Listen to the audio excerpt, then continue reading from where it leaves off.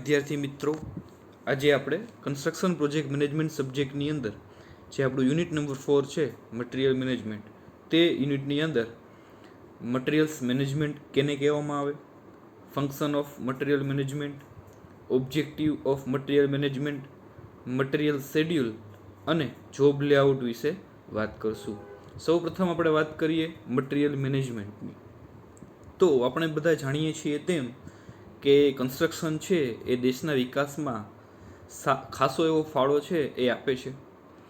અને જો આપણે કન્સ્ટ્રક્શનની અંદર અલગ અલગ પ્રકારના જે કોસ્ટ સંકળાયેલા છે એમાં મટીરિયલ કોસ્ટની વાત કરીએ તો 60% જેટલો જે હિસ્સો છે એ મટીરિયલનો રહેલો છે. તો આ રીતે મટીરિયલ છે એ બાંધકામ માટે ખૂબ જ અગત્યનું પરિબળ છે. એટલા માટે મટીરિયલનું મેનેજમેન્ટ કરવું છે એ જરૂરી બની જાય. મટીરિયલ મેનેજમેન્ટ છે એ એક સંયુક્ત કાર્ય છે કે જેની અંદર મટીરિયલની જરૂરિયાતથી માંડી તેની પરચેસ, એનું ટ્રાન્સપોર્ટેશન, એનું સ્ટોરેજ, ત્યારબાદ એનું હેન્ડલિંગ, ત્યારબાદ જો કોઈ વધારાનું મટીરિયલ છે એ સાઇટ પર હોય તો તેનો નિકાલ જેવા કાર્યો છે એ સંકળાયેલા છે. બાંધકામ મટીરિયલ્સની અંદર soil, bricks, stone, aggregate, bitumen, timber, cement, steel, sanitary fitting, electric items, paints, flooring materials વગેરેનો આપણે ઉપયોગ કરતા હોઈએ છીએ. તો આ દરેક મટીરિયલના પરચેસથી લઈ અને તેના ટ્રાન્સપોર્ટેશન, સ્ટોરેજ, હેન્ડલિંગ દરમિયાન આપણે વૈજ્ઞાનિક ઢબથી એ દરેક કાર્ય પૂરા થાય એવા પ્રયત્ન કરવા જોઈએ, જે મટીરિયલ મેનેજમેન્ટની અંદર આપણે જોવાનું છે.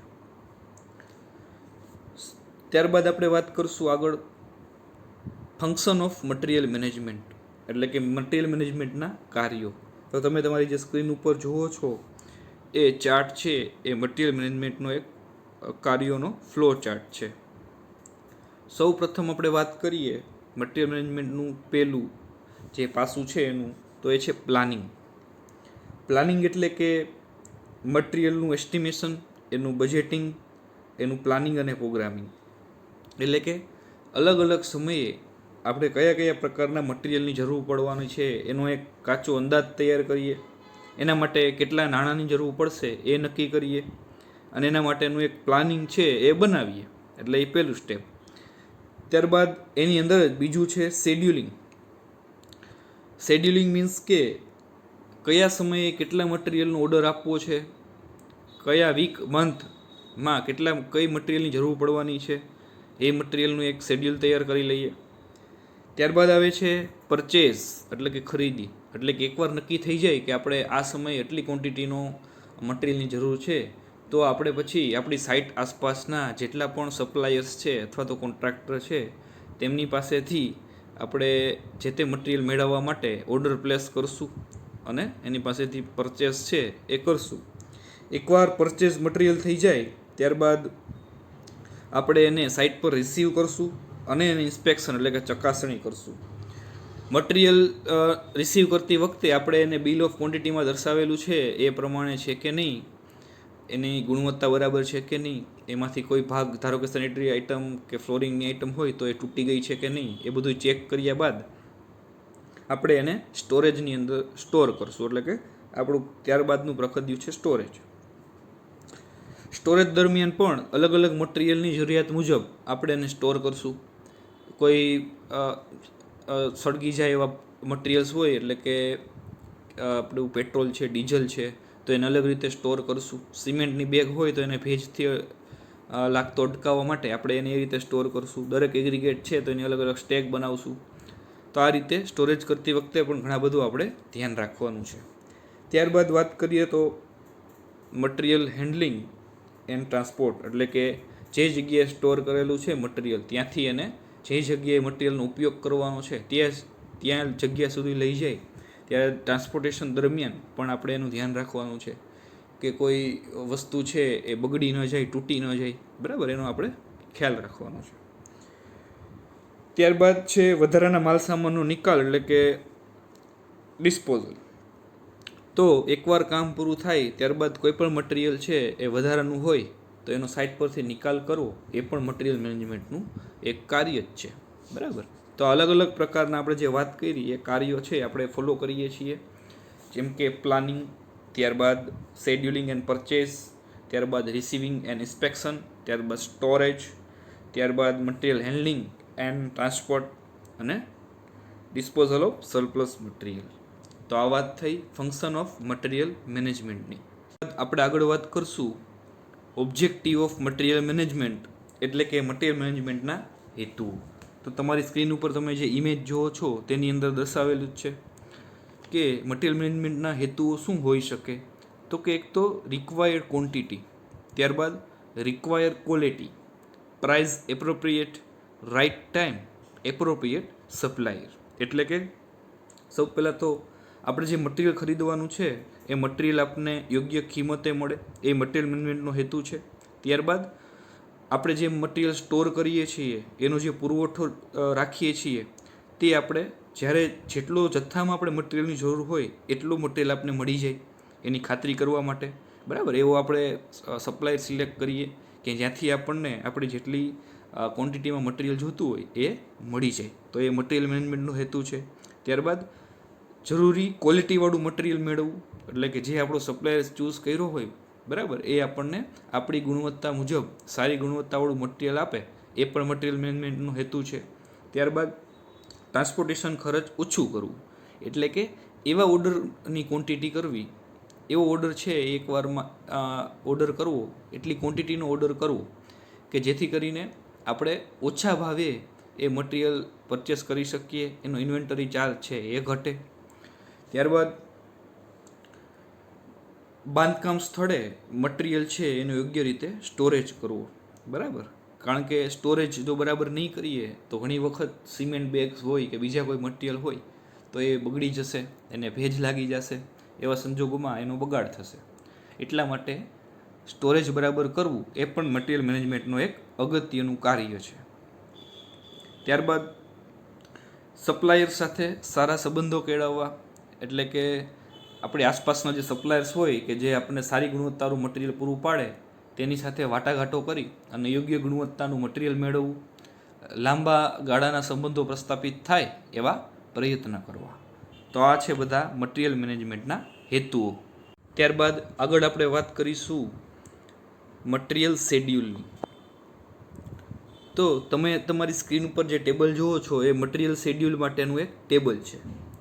મટીરિયલ શેડ્યુલની અંદર વિવિધ મટીરિયલની જરૂરિયાત પ્રોજેક્ટ દરમિયાન અલગ અલગ સમયે કેટલા મટીરિયલની જરૂર પડશે એ દર્શાવવામાં આવે છે. અને પ્રોજેક્ટ શરૂ થાય એ પહેલાં જ મટીરિયલનો શેડ્યુલ છે એ તૈયાર કરી લેવામાં આવે છે, જેથી પ્રોજેક્ટના કોઈ પણ તબકે મટીરિયલના અભાવે આપણું કામ છે એ અટકી ના પડે. તદુપરાંત મટીરિયલ શેડ્યુલના આધારે જ આપણે કોઈપણ મટીરિયલ સ્ટોર કરવા માટે કેટલી જગ્યાની જરૂર પડશે એ આયોજન છે એ પણ અગાઉથી થઈ શકે.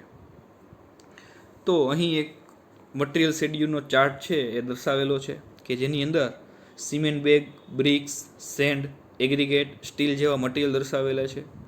તે કયા યુનિટ્સની અંદર છે, એટલે કે નંબર છે, મીટર ક્યુબ છે કે ક્વિન્ટલ છે. દાખલા તરીકે આપણે બ્રિક્સની વાત કરીએ તો પહેલા વીકમાં 4000 બ્રિકની જરૂર પડે છે, બીજા વીકમાં 3500, ત્રીજામાં 3500, ચોથામાં 4000, પાંચમામાં 3700. તો આ મુજબ વીક મુજબ આપણે કોઈ પણ મટીરિયલનો ઓર્ડર આપી અને આપણે સાઇટ ઉપર મગાવી શકીએ. જો એ મટીરિયલ સાઇટ પર કામ પહેલાં જ હાજર હશે તો કોઈ પણ કામ મટીરિયલની ઉણપ વગર બંધ નહીં રહે. તે જ રીતે વધારાનું મટીરિયલ છે એ પણ સાઇટ પર રહેશે ને એને સ્ટોર કરવાની માંથી આપણે બચી શકશું, એટલે કે એટલું આપણે એનો બગાડ થતો આપણે અટકાવી શકશું. ત્યારબાદ આપણે વાત કરીએ મટીરિયલ શેડ્યુલ બનાવવાના ફાયદાની. તો સૌ પ્રથમ તો આપણે જેમ કીધું એમ કયા કામ માટે કેટલા મટીરિયલની જોઈએ છે તે અગાઉથી જ જાણી શકાય, જેથી કરીને મટીરિયલના અભાવે કોઈ પણ કામ એ આપણે અટકતું નથી. તદુપરાંત લાંબા સમય સુધી માલ સામાનના સંગ્રહથી થતો બગાડ છે એ પણ આપણે અટકાવી શકીએ અને મટીરિયલની ચોરી છે એ પણ અટકાવી શકીએ. તો આ વાત થઈ મટીરિયલ શેડ્યુલની. વાત કરશું જોબ લેઆઉટની. તો job layout is a scale drawing of the proposal construction site showing all the relative features like entry and exit point, storage area, etc. તો જોબ લેઆઉટ છે એ બાંધકામના સ્થળ અને તેની આસપાસનો વિસ્તારનો પ્લાન છે કે જેમાં કોઈપણ કન્સ્ટ્રક્શન માટેના મટીરિયલ્સ, મશીનરી કઈ જગ્યાએ સ્ટોર કરવા, કોન્ટ્રાક્ટર એન્જિનિયરની ઓફિસ છે એ કઈ જગ્યાએ રાખવી, કઈ જગ્યામાં ખરેખર કન્સ્ટ્રક્શનનું કામ થવાનું છે એટલે કે વર્કિંગ એરિયા, લેબર્સ માટે રહેવાની સગવડો વગેરેનું સ્થાન છે એ દર્શાવવામાં આવે. જોબ લેઆઉટને ઘણી વખત સાઇટ લેઆઉટ તરીકે પણ ઓળખવામાં આવે છે.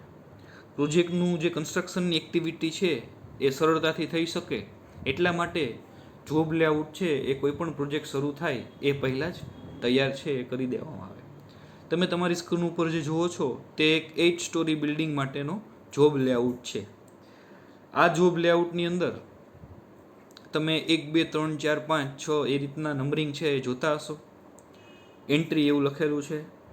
તો 1 છે એ દર્શાવે છે કે કેબિન ફોર વોચમેન, સેકન્ડ દર્શાવે છે offices for contractor and engineers, third છે એ storage of sanitary items, electrical items, fourth one is a store for cement. તો આ રીતે જોબ લેઆઉટમાં દરેક વસ્તુ કઈ જગ્યાએ સ્ટોર કરવી, ઓફિસીસ કઈ જગ્યાએ રાખવી, એન્ટ્રી કઈ બાજુથી કરવાની છે એ બધી માહિતી છે એ દર્શાવેલી હોય છે. જોબ લેઆઉટની અંદર એકદમ વૈજ્ઞાનિક ઢબે દરેકનું લોકેશન છે એ સિલેક્ટ કરવામાં આવે. બરાબર. દાખલા તરીકે 1 નંબર છે વોચમેન કેબિન છે જે એન્ટ્રીની નજીક છે, કારણ કે જે બહારથી જે લોકો આવશે તેના ઉપર દેખરેખ રાખવા માટે, મટીરિયલનું ચેકિંગ કરવા માટે, એને રિસીવ કરવા માટે એ એન્ટ્રીની નજીક છે. ત્યારબાદ 2 નંબર છે કોન્ટ્રાક્ટર અથવા તો એન્જિનિયરની ઓફિસ છે. તો કોઈ પણ સાઇટ વિઝિટ માટે આવે એ લોકો સરળતાથી કોન્ટ્રાક્ટર એન્જિનિયરને મળી શકે અને આપણો વર્કિંગ એરિયા પણ ડિસ્ટર્બ ન થાય એટલા માટે એ જે કોન્ટ્રાક્ટરની ઓફિસ છે એ પણ એન્ટ્રીની બાજુમાં રાખવામાં આવે. તો આ રીતે જોબ લેઆઉટની અંદર દરેક વસ્તુને પ્રાધાન્ય આપી અને એની જગ્યા છે એ સાઇટ અથવા તો સાઇટની આસપાસ નક્કી કરવામાં આવે. તો આને કહીએ છીએ આપણે જોબ લેઆઉટ. બાદ આપણે વાત કરશું objective of preparing job layout, એટલે કે જોબ લેઆઉટ તૈયાર કરવાના ઓબ્જેક્ટિવ હેતુઓ શું હોઈ શકે. તો કે સૌ પ્રથમ ટુ સેવ ટાઈમ. બરાબર. તો કન્સ્ટ્રક્શન મટીરિયલને ડિલિવર કરતી વખતે આપણે સાઇટ ઉપર જેટલો સમય વધારે બચાવી શકશું એટલું આપણે ઝડપથી કામ કરી શકશું. તો એટલા માટે પહેલો હેતુ જોબ લેઆઉટનો. ત્યારબાદ ટુ સેફગાર્ડ કન્સ્ટ્રક્શન મટીરિયલ, એટલે કે કન્સ્ટ્રક્શન મટીરિયલનું ડેમેજ, એટલે કે બગાડ થતો અટકાવો, તેને નુકસાન ન જાય, ખોટું મટીરિયલ વેડફાય નહીં. બરાબર. એટલા માટે જોબ લેઆઉટ જરૂરી છે. ત્યારબાદ to adopt best mode of working, એટલે કે આપણે એકદમ ઇફેક્ટિવલી વર્કિંગ કરી શકીએ, આપણે સાઇટનો જે એરિયા છે એને પૂરેપૂરો ઉપયોગ કરી શકીએ એટલા માટે પણ જોબ લેઆઉટ છે એ તૈયાર કરવું જરૂરી છે. ત્યારબાદ to complete the work with the minimum use of equipments and machinery, એટલે કે ઓછામાં ઓછા ઇક્વિપમેન્ટ અને મશીનરીનો ઉપયોગ કરી અને આપણે કોઈ પણ કામ છે એ સરળતાથી પૂરું કરી શકીએ. ત્યારબાદ to take maximum output from labours and machines, એટલે કે લેબર્સ અને જે આપણા મશીન્સ છે એની પાસેથી મેક્સિમમ આઉટપુટ મેળવવા માટે પણ જોબ લેઆઉટની જરૂર છે. ત્યારબાદ ટુ પ્રોવાઈડ સેફટી, એટલે કે જે વર્કર્સ અને જે અલગ અલગ વ્યક્તિઓ કે જે સાઇટ પરથી પાસ થાય છે તેમની સેફટી માટે પણ જોબ લેઆઉટ જરૂરી છે. ત્યારબાદ ટુ એવોઇડ ડેમેજ, એટલે કે કન્સ્ટ્રક્શન એક્ટિવિટી દરમિયાન જે નજીકની કોઈ પણ પ્રોપર્ટીઝ હોય તો તેને ડેમેજ થતું, નુકસાન થતું અટકાવવા માટે પણ જોબ લેઆઉટ જરૂરી છે. બરાબર. ત્યારબાદ to store construction material as near the place of utilisation, એટલે કે જે મટીરિયલને જે જગ્યાએ વાપરવાનું હોય એને શક્ય હોય ત્યાં સુધી એ જગ્યાની નજીક જ સ્ટોર કરવાથી આપણે એનો સમય છે એ બચાવી શકીએ છીએ ટ્રાન્સપોર્ટેશનનો. તે એ પણ જોબ લેઆઉટનો એક હેતુ છે. તો આ બધા હતા objective of preparing job layout. ત્યારબાદ આપણે આગળ વાત કરશું advantages of good job layout, એટલે કે સારા જોબ લેઆઉટના ફાયદા શું થાય. તો કે પહેલાં તો smooth and economical working of project, એટલે કે જોબ લેઆઉટ બનાવવાથી આપણે દરેક વસ્તુ છે એની જગ્યા પહેલેથી જ પ્રીડિફાઇન કરેલી છે, એટલે કે જે વર્કિંગ એરિયા છે એની અંદર આપણને કોઈ મુશ્કેલી નહીં પડે. એટલે કે કામ છે એકદમ સ્મૂથલી પૂરું થશે અને આપણો સમયગાળો બચશે એટલે કે પ્રોજેક્ટ કરકસરયુક્ત પૂરો કરી શકાશે. ત્યારબાદ reduce completion time of project, એટલે કે પ્રોજેક્ટનો જે પૂરો કરવાનો સમયગાળો છે એ પણ આપણે ઘટાડી શકીએ. ત્યારબાદ provide more safety in working of the project, એટલે કે જે જગ્યાએ પ્રોજેક્ટ ચાલે છે ત્યાં વધારે આપણે સેફટીના મેઝર્સ છે એ ફોલો કરી શકીએ. જે વર્કર્સ અને બીજા કોઈ પણ વ્યક્તિ હોય કે જે સાઇટ પર આવતા હોય તેની સેફટી છે આપણે વધારી શકીએ. ત્યારબાદ material wastage and duration are reduce, એટલે કે મટીરિયલનો બગાડ થતો આપણે અટકાવી શકીએ. ત્યારબાદ material transaction become speedy easy and economical, એટલે કે મટીરિયલને એક જગ્યાએથી બીજી જગ્યાએ આપણે સહેલાઈથી ઝડપથી અને કરકસરયુક્ત છે એ ટ્રાન્સફર કરી શકીએ. ત્યારબાદ ઇન્ક્રીઝ આઉટપુટ, એટલે કે એ લેબર હોય કે મશીનરી હોય આપણે એનું આઉટપુટ છે એ વધારી શકીએ. તો આ હતા સારા જોબ લેઆઉટના ફાયદા. ત્યારબાદ આપણે વાત કરીશું factor affecting of job layout, એટલે કે જોબ લેઆઉટને અસર કરતા પરિબળો.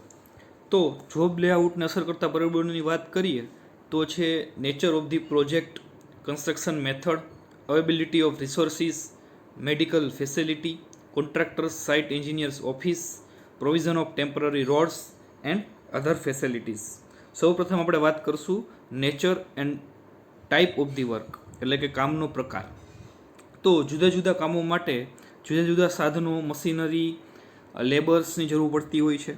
એટલે કે કામનો પ્રકાર, કામનો સમયગાળો, વિસ્તાર વગેરેની ધ્યાનમાં લઈ દરેક પ્રોજેક્ટ માટે એનો જો જોબ લેઆઉટ છે એ અલગ અલગ હોય છે.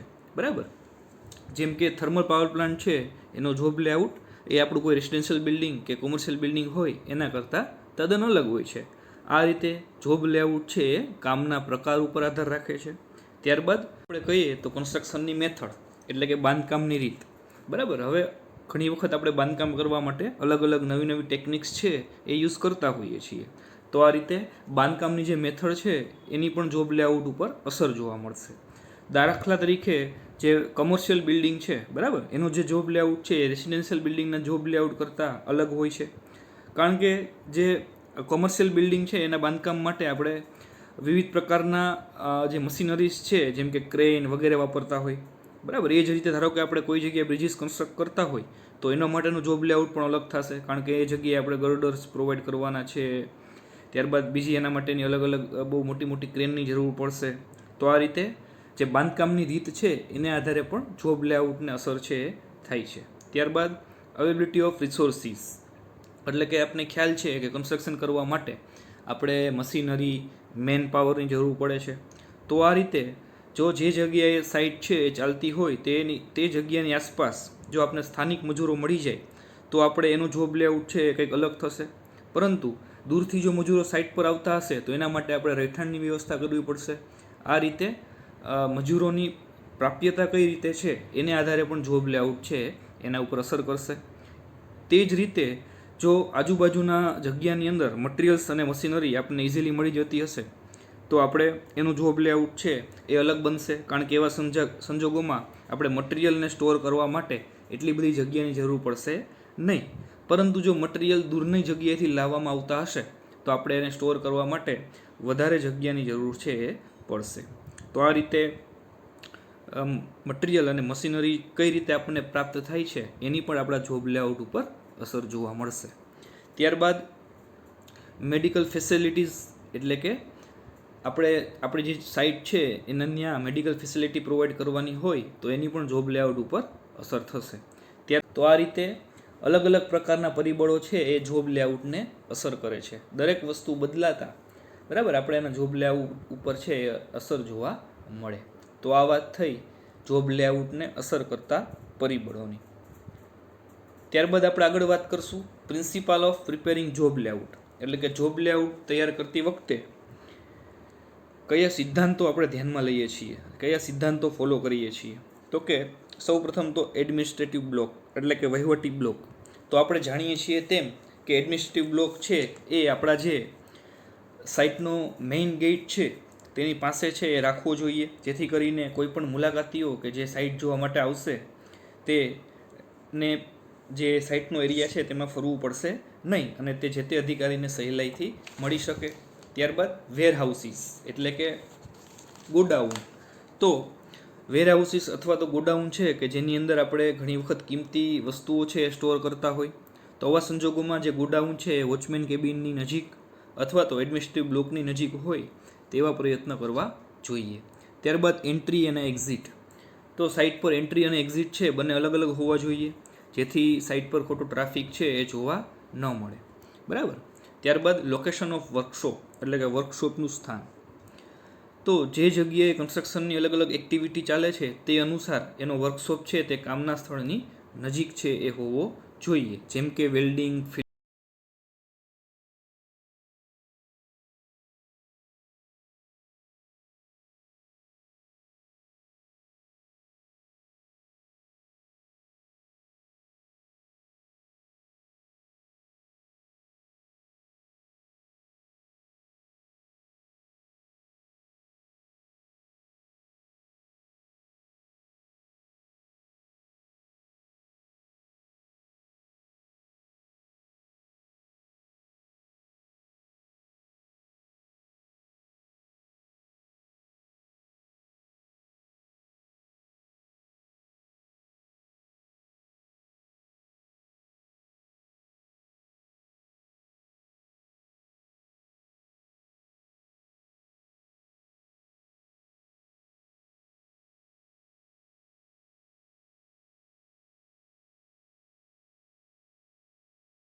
આ રીતે welding, fitting, electrician, carpenter, mechanical વગેરે માટેના જે વર્કશોપ હોય એ જે જગ્યાએ તેની જરૂર હોય એ સ્થળની નજીક રાખવા જોઈએ.